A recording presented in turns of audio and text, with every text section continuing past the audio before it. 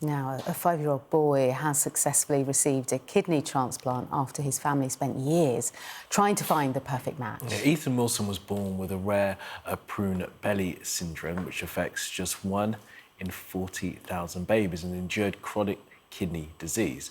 Now, because Ethan is mixed heritage, Nigerian and English, and has some Scottish heritage, and has type O blood, the search for a compatible kidney was a challenge. Yeah, earlier this year I spoke to Ethan and his mum Rachel and asked them about the search for a donor.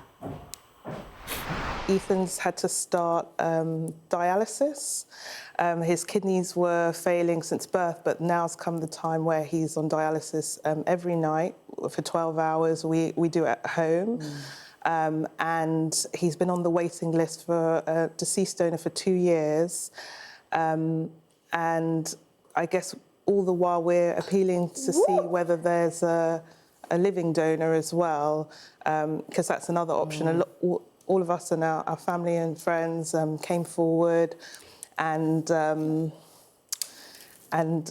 you know, for one reason or another, when we went through the testing, we weren't a good match or not the right donor.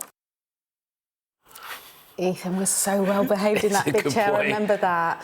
Well, the process for finding a donor, it hasn't been straightforward, and since our last conversation with Ethan, he's had to go through a pooled donation scheme, and in this system, donors aren't a perfect match, but they still play an important role, and they still get matched with recipients, with each donor giving a kidney to someone else, and in return, their own recipient gets a compatible kidney from another donor in the pool, so it's passing on, really smart. That. Right, well, let's bring in now Ethan and Mum Rachel, who we saw in earlier. I think that's Dad Ali. And who else is that with you, guys? Hello. Hey, everyone. And we're also joined by Angel Ogden, whose organ donation helped get Ethan his perfect match. Hi, Angel. Morning to you. Look, guys, thanks so much for being with us. Angel, of course, is a life changer, and Ethan, who's had his life changed. It's great to see you again. Merry Christmas to you. Lovely wave. Rachel, why don't you start us off with just sort of how important this change has been and reflect on that conversation you had with Leah last year?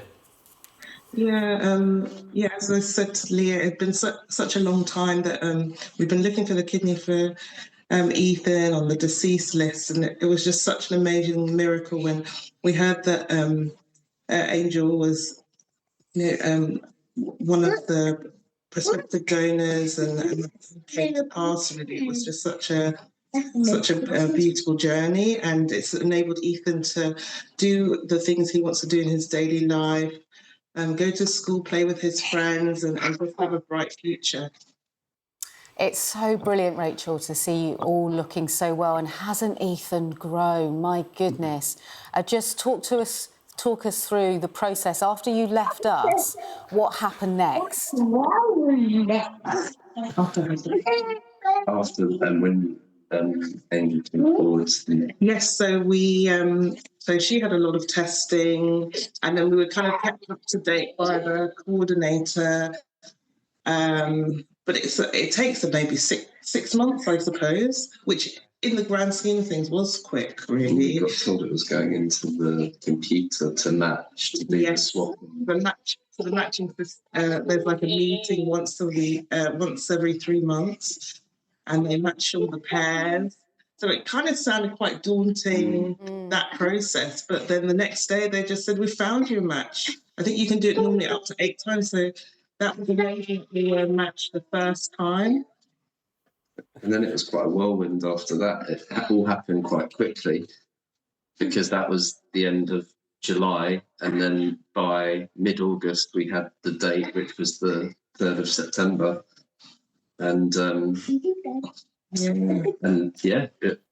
all happened. Really Brilliant.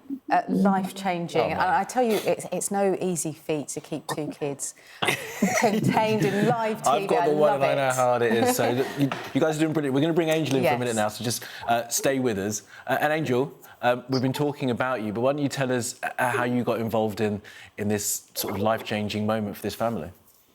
I mean, I saw the appeal on ITV, and I just when I saw the story, I just was taken back by Ethan's story. So I signed up. I spoke to a CLT and just wanted to ask them about the process. I put forward my interest to be a donor, and like I say, the process went quite quick. Because I'm a blood type O, it was quite a rare blood type. So I felt that this would be something. Once I'd done the test, we went into the pool system, and like Rachel said, it was a very quick process. I found out that I wouldn't match Ethan, but I would match somebody else that could. Yeah. For Ethan. And Angel, you know, this is quite a thing to do. It's huge, isn't it? But there is a lack of donors coming forward from Black and ethnic groups. Talk to us a little bit about the process, what it was, the toll on your body. And I suppose what I'm trying to get at is to encourage more people to do what you have done, because it's changed lives, hasn't it? It has.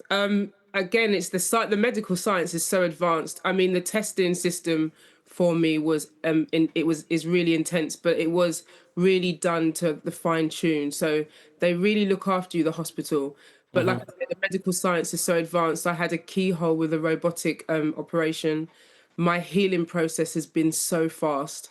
I mean, I'm fully fit now. After the 3rd of September, I had about a month and a half off, and I was walking after the second day. But like I say, they are constantly monitoring you, and the support that you're getting through the hospital and all of the agencies is really powerful. So to me, the message would be, it's just about education.